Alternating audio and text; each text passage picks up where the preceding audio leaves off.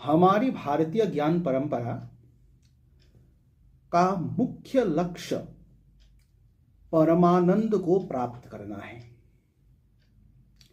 वैदिक काल से जिस भक्ति धारा आधुनिक काल तक चला आ रहा है, उस भक्ति धारा का मूल उद्देश्य ही है जीवों के अंदर स्थित आनंद को पहचानना, आनंद का ज्ञान होना, उसकी अनुभूति होना।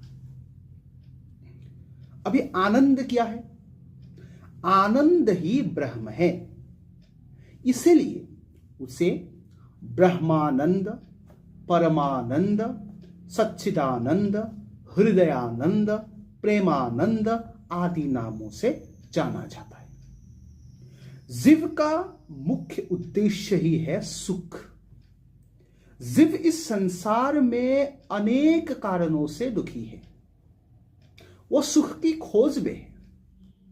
सुख प्राप्त करने के लिए वो न जाने कितने काम इस संसार में दिन रात करते रहते हैं, लेकिन जीव को सुख नहीं मिलता, क्योंकि जीव और परमानंद के बीच में माया रूपी दीवार खड़ा है, और उस माया रूपी दीवार से भ्रमित होकर जीव यह सोचने लगते हैं कि जो लोभ है, मोह है, काम है, क्रोध है, अहंकार है, वही आनंद हेतु हम सबके साधक है।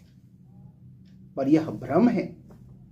जीव लोभ के, मोह के, माया के पीछे ऐसे दौड़ते रहते हैं जैसे उनसे सच्चा साथी उन जीव का और दूसरा कोई नहीं।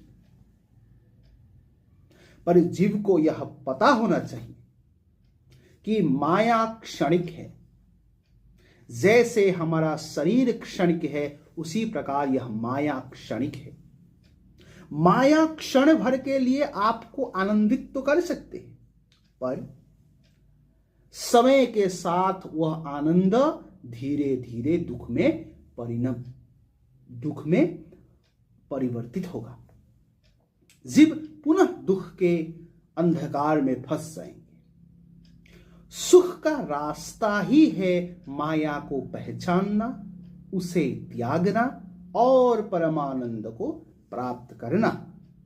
यही संतों की वाणियों में निहित विचार है।